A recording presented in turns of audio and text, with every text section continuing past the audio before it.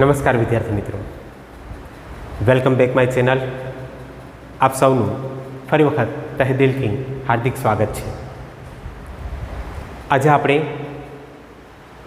ધોરણ 12ની અંદર એક નવા ટોપિકની ચર્ચા કરવાના છે. ટોપિકની ચર્ચા કરીએ એ પહેલાં જણાવી દઉં કે જો તમે મારી ચેનલ ઉપર નવા હોય તો મારી ચેનલને સબસ્ક્રાઈબ કરી લેજો, જેથી કરીને નવી નવી નોટિફિકેશન તમને મળતી રહે અને તમે અપડેટ થતા રહો એક નીડ બેઝ માટે. તો જોઈએ, પોઈન્ટની શરૂઆત કરીએ અને આજનો આપણો મુખ્ય પોઈન્ટ છે એ છે પરાગનયન. બેવડું ફલન એ આપણે પ્રીવિયસ લેક્ચરની અંદર જોઈ ગયા. હવે ફરી વખત આપણે આગળ આવીએ છીએ અને આપણે જે પોઈન્ટ બાકી રાખેલો છે એની શરૂઆત કરીએ છીએ અને પોઈન્ટ છે પરાગનયન. જોઈએ, શરૂઆત કરીએ. પરાગનયન, જેને આપણે પોલિનેશન તરીકે ઓળખી શકશું. અંગ્રેજીમાં એને આપણે પોલિનેશન કહીએ.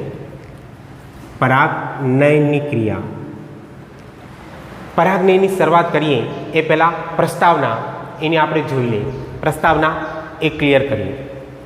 અત્યાર સુધીની જે બેઝિક માહિતી છે એ મુજબ આપણે જાણીએ છીએ કે ખાસ કરીને જે નરજન્યુ છે એ પરાગરજમાં હોય, એટલે કે પરાગરજમાંથી નરજન્યુનું નિર્માણ થાય, નરજન્યુ ઉત્પન્ન થાય પરાગરજમાંથી. એવી જ રીતના આપણે વાત કરીએ કે નહીં તો કે માદાજન્યુ, તો કે માદાજન્યુ એ ભ્રૂણપુટમાંથી સર્જાય છે. માદાજન્યુનું નિર્માણ એ કેમાંથી? તો કે ભ્રૂણપુટમાંથી. ભ્રૂણપુટમાંથી માદાજન્યુનું નિર્માણ એ થતું જોવા મળે છે. આ બેઝિક માહિતી છે જે હવે આપણે જાણીએ છીએ. પણ હવે સૌથી મહત્વની બાબત એ છે કે અહીંયા જોવા મળતા બંને જન્યુ, નરજન્યુ અને માદાજન્યુ, એ અચલિત હોય છે. વિદ્યાર્થી મિત્રો, ખાસ ધ્યાન રાખજો કે આ બંને જન્યુઓ એ અચલિત હોય છે. એટલે પોઈન્ટ એ આપણે અહીંયા દર્શાવશું કે આ બંને જન્યુઓ એ અચલિત હોય છે. અચલિત હોય છે એનો મતલબ શું થયો? તો કે ખાસ કરીને એ પ્રચલનની ક્રિયા દર્શાવી નહીં શકે, એક જગ્યાએથી બીજી જગ્યાએ એ જઈ નહીં શકે. એટલે કે એમાં કસા કે પક્ષમ જેવી કોઈ રચના એ આવેલી હોતી નથી, જેથી કરીને એ એક જગ્યાએથી બીજી જગ્યાએ જઈ શકે. તો ખાસ કરીને અહીંયા આપણે એક બીજો પોઈન્ટ એ દર્શાવશું કે આ બંનેને ફલન માટે એક જગ્યાએ લાવવા એ જરૂરી છે. જો તમારે ફલનની ક્રિયા દર્શાવવી હોય,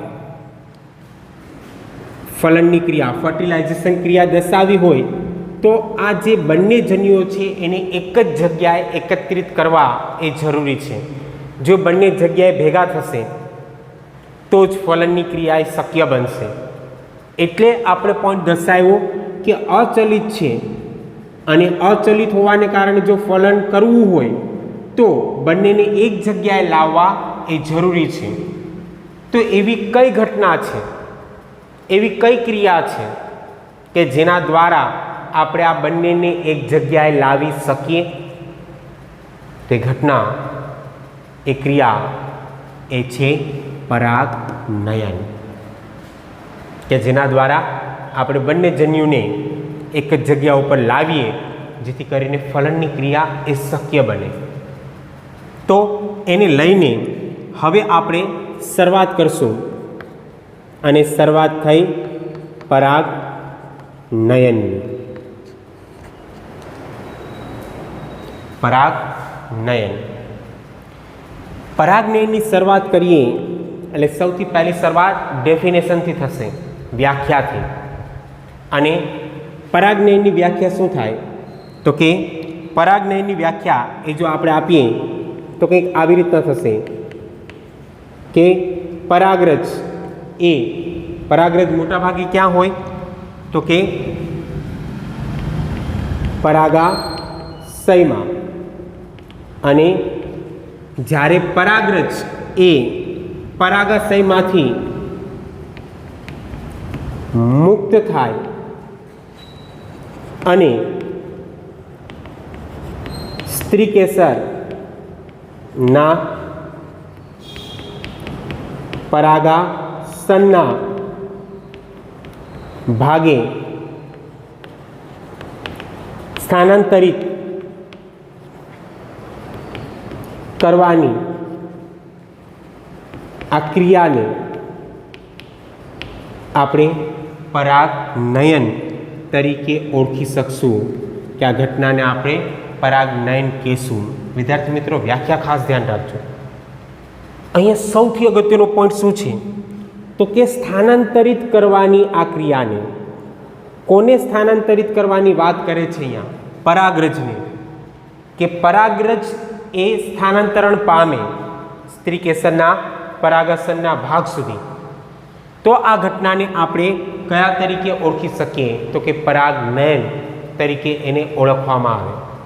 એટલે ફરી વખત હું કહું છું કે પરાગરજ જે પરાગાશયમાંથી મુક્ત થાય છે એ મુક્ત થયેલી પરાગરજ એ સ્ત્રીકેસરના પરાગાશન ઉપર સ્થાપિત કે સ્થાનાંતરિત કરવાની જે ક્રિયા છે એને આપણે કહીશું પરાગનયન.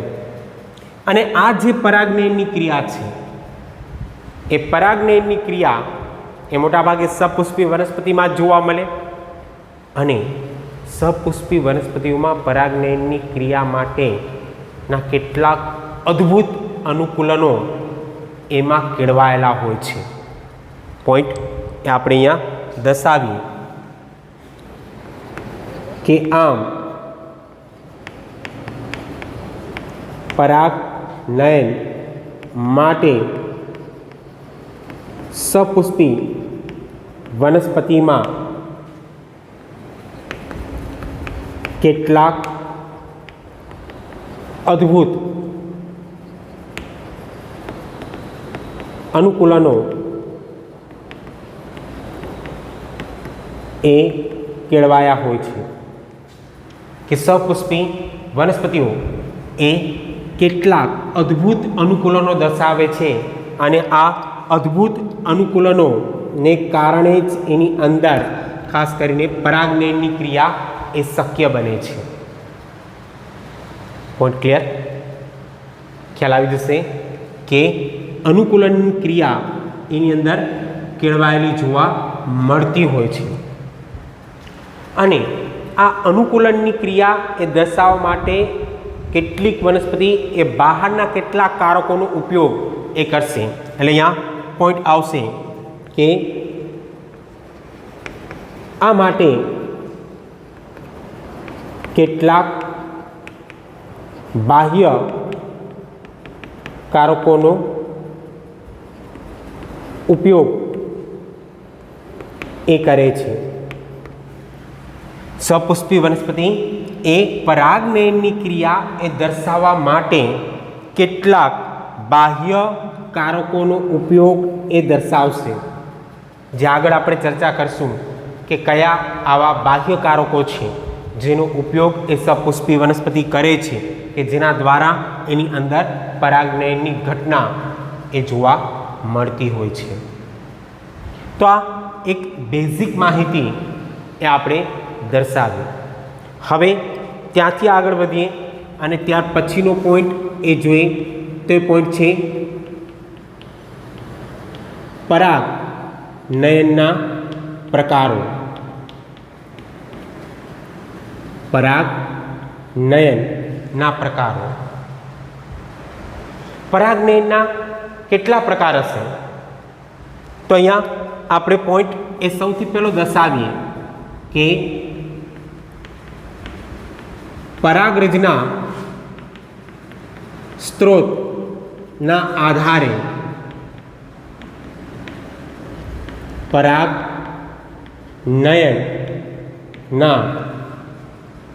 કુલ 3 પ્રકારો છે. વિદ્યાર્થી મિત્રો, એ ધ્યાન રાખજો, કોઈ પણ પ્રકાર હોય એ કોઈ બાબતને લઈને જ હશે. અહીંયા આપણે એ બાબત ક્લિયર કરી કે પરાગરજના સ્ત્રોતના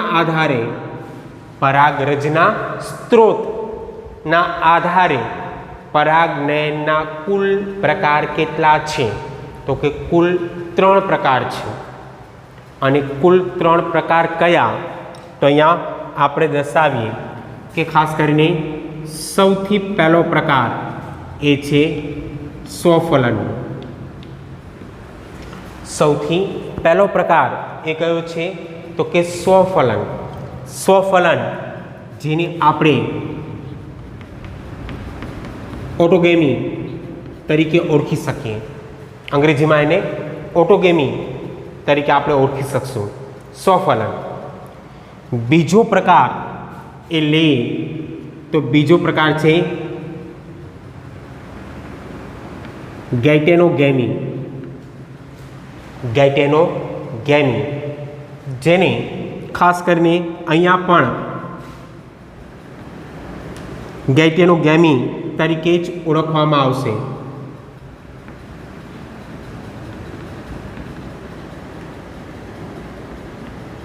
ગેઇટેનોગેમી અંગ્રેજીમાં પણ એને ગેઇટેનોગેમી તરીકે જ ઓળખવામાં આવે છે. અને ખાસ કરીને જે ત્રીજો પ્રકાર છે એ છે પરવશ, જેને જેનોગેમી તરીકે આપણે ઓળખી શકશું. જેનોગેમી તરીકે એને ઓળખવામાં આવશે. આમ જોવા જઈએ તો પરાગનયનના કુલ પ્રકાર કેટલા?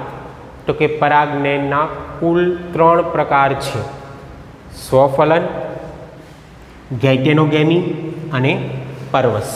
આ ત્રણેયનો આપણે વિસ્તૃતમાં અભ્યાસ એ કરશું. પણ અત્યારે હાલ પૂરતી સૌથી પહેલો પ્રકાર એ જોઈએ તો એ છે સ્વફલનનો. જોઈએ, શરૂઆત કરીએ. સૌથી પહેલો પ્રકાર, અને સૌથી પહેલો પ્રકાર છે સ્વફલન, ઓટોગેમી. રિક્ષાની વાત નથી કરતા, બરાબર? ઓટોગેમી, કદાચ રિક્ષા યાદ આવી જાય, ઓટો રિક્ષા, એ ઓટોગેમીની ક્રિયા છે, મીન્સ સ્વફલનની ક્રિયા. અને અહીંયા સ્વફલનની અંદર સૌથી પહેલો પોઈન્ટ એ આપણા માટે અગત્યનો રહેશે. જો મારી સાથે રહેજો, નહીંતર આ પોઈન્ટ એ ઘણી વખત નહીં સમજાય. અહીંયા આપણે દર્શાવીએ કે એવા જ પુષ્પમાં પરાગનયન થાય છે, જેમાં એક પુષ્પની પરાગરજ એ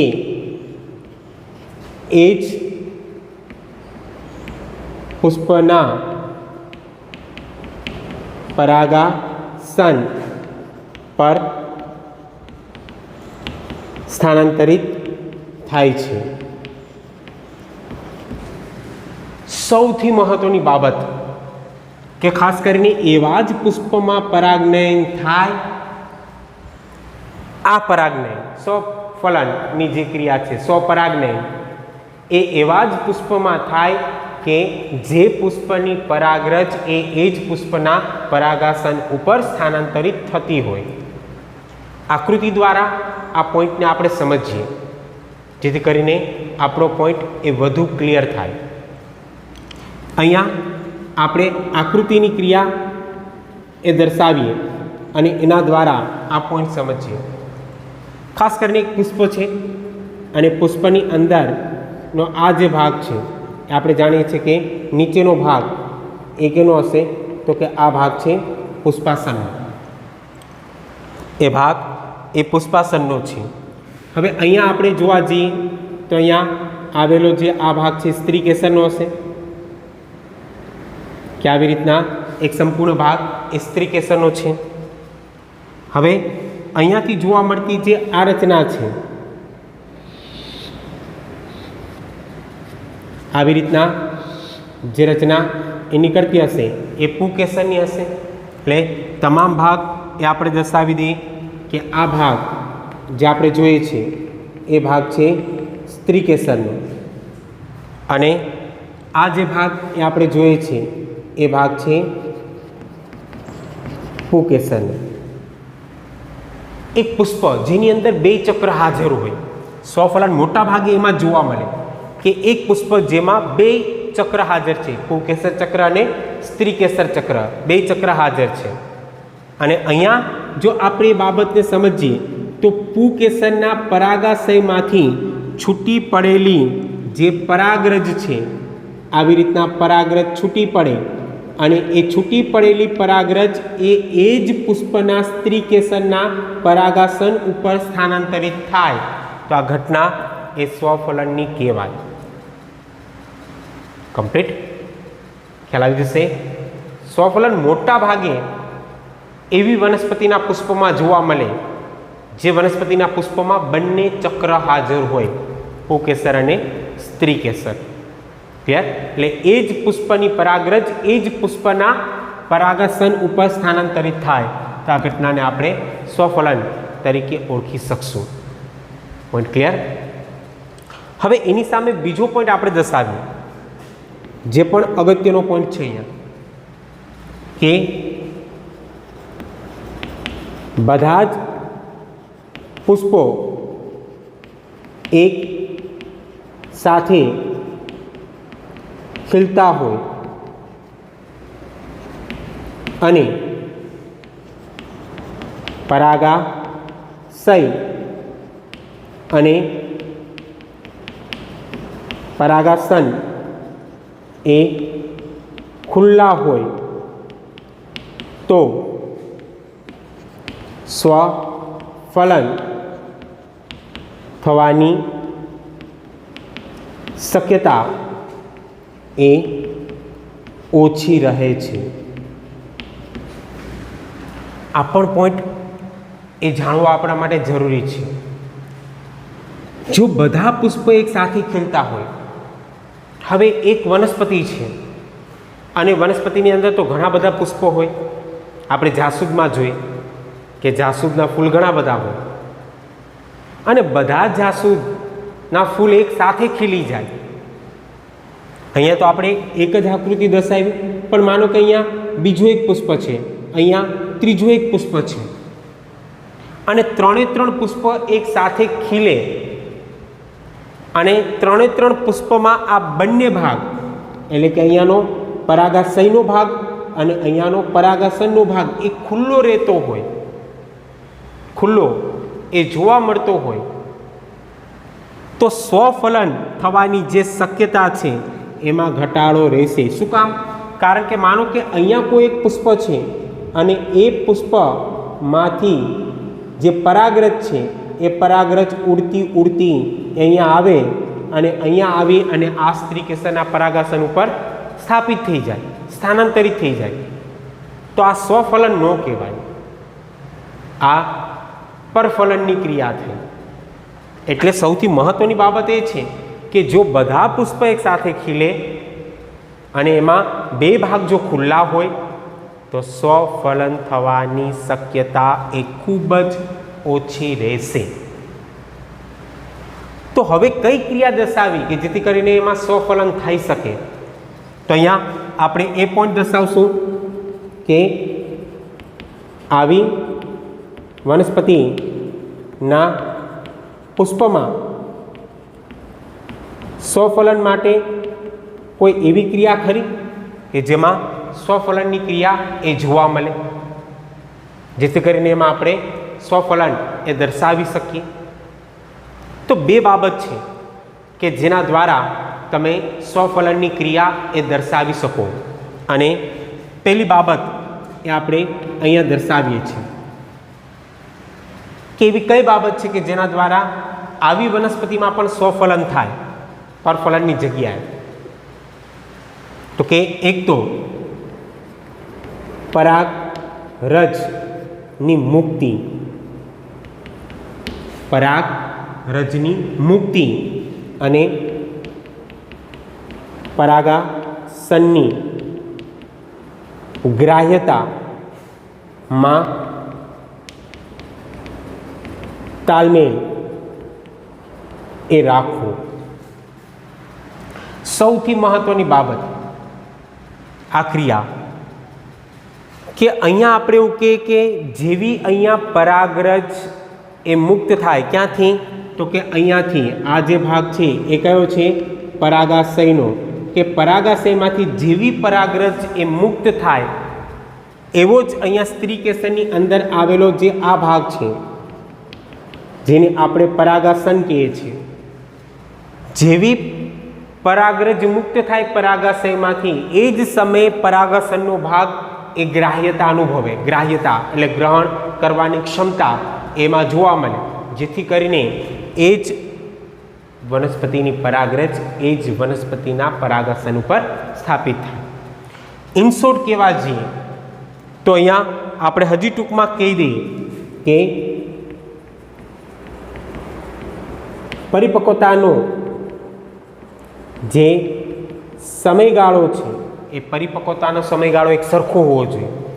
જે સમયે પરાગાશયનો ભાગ પરિપક્વ બને એ જ સમયે પરાગાસનનો ભાગ પણ જો પરિપક્વ બને, બંને ભાગ એક સાથે પરિપક્વ બને તો શક્ય છે કે એમાં જોવા મળતી ઘટના એ કઈ?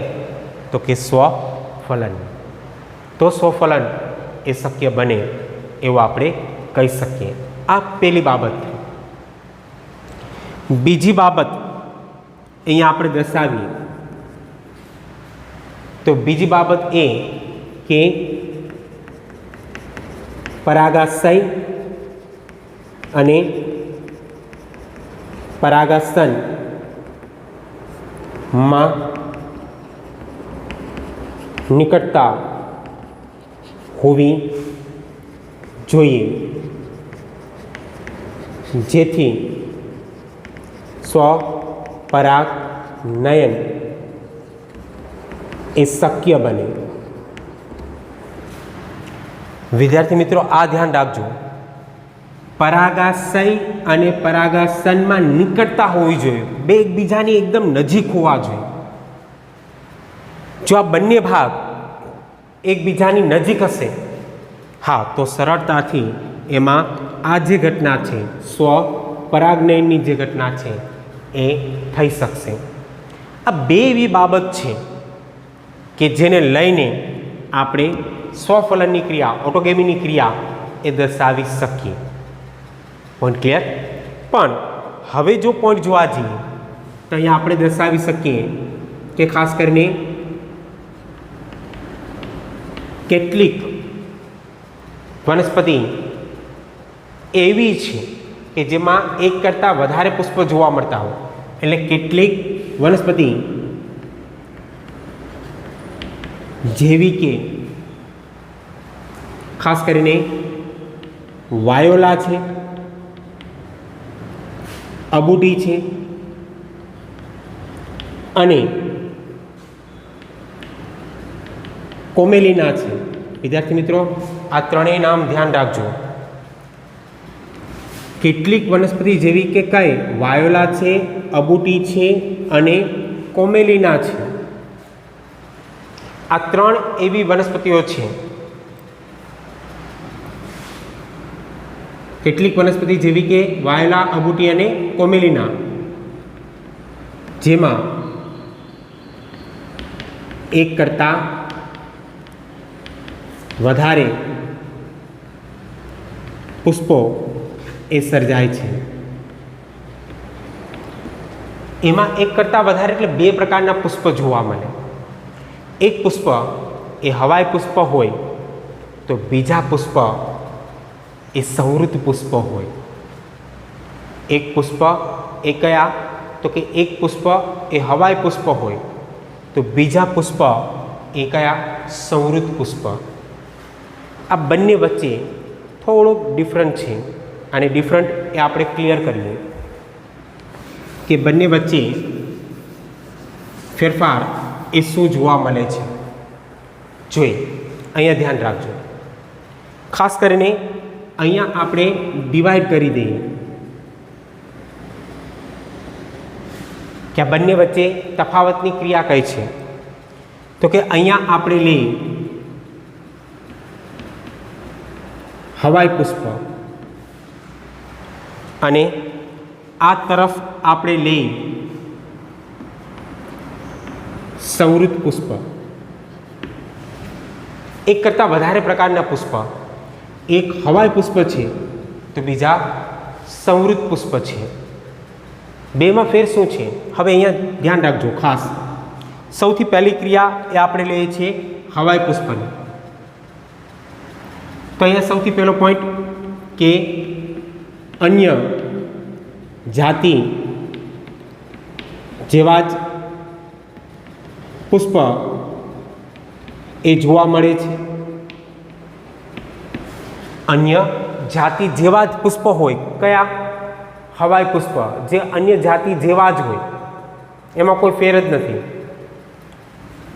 બીજો પોઈન્ટ અહીંયા આપણે દર્શાવીએ કે એમાં ખાસ કરીને પરાગાશય અને પરાગાસન એ ખુલ્લા હોય. બંને ભાગ એ ખુલ્લા હશે. પરાગાશય અને પરાગાસન આ બંને ભાગ એ ખુલ્લા હશે. અને ત્રીજો પોઈન્ટ હજી દર્શાવવો હોય તો અહીંયા આપણે દર્શાવી શકીએ કે આવા પુષ્પ છે એ વનસ્પતિના ઉપરના ભાગે આવેલા હોય. ઉપર મીન્સ પરોના ભાગે. આવા પુષ્પ એ વનસ્પતિના ઉપરના ભાગે આવેલા જોવા મળતા હોય છે. તો ખાસ ડિફરન્ટ એ હવાઈ પુષ્પમાં નથી. જેમ તમે સામાન્ય પુષ્પ જુઓ છો એવા જ અહીંયા આ ત્રણ વનસ્પતિની અંદર વાયોલા, અબુટી અને કોમેલિના આ ત્રણેયની અંદર આવી રીતના હવાઈ પુષ્પ આવેલા છે. આપણા માટે સૌથી અગત્યનું પુષ્પ છે સંવૃત પુષ્પ. એ આપણા માટે સૌથી અગત્યના પુષ્પ છે. હવે સંવૃત પુષ્પ વિદ્યાર્થી મિત્રો એ એવા પુષ્પ છે જે ક્યારેય ખીલતા નથી. ક્યારેય એ ખીલતા નથી. ખ્યાલ આવશે એમાં કે ખાસ કરીને જે પુષ્પ છે એ ખીલતા હોય એ ખીલવાની ક્રિયા અહીંયા જોવા નહીં મળે. એટલે સૌથી પહેલો પોઈન્ટ અહીંયા આપણે દર્શાવશું કે પુષ્પો એ ક્યારેય ખીલતા નથી. એ ખીલેલા નહીં જોવા મળે. જેમ બીજા પુષ્પ એ આપણે જોઈએ છીએ ખીલેલા, એ બંધ જ રહેશે. બંધ અવસ્થામાં જ એ પડેલા હશે. અને આ બંધ અવસ્થામાં પડેલા આ જે પુષ્પ છે એને જ આપણે સંવૃત પુષ્પ એ કહી શકીએ. Point clear? એ પુષ્પ ક્યારેય ખીલતા નથી. બીજો પોઈન્ટ કે એ પુષ્પમાં પરાગાશય અને પરાગાસન એ એકબીજાની નિકટ હોય છે.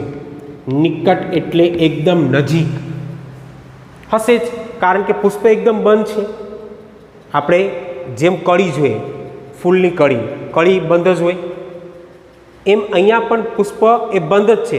હવે જો બંધ જ હોય પુષ્પ તો સ્વાભાવિક છે કે પરાગાશય અને પરાગાસનનો ભાગ એ એકબીજાની નજીક જ હશે. કમ્પ્લીટ. અને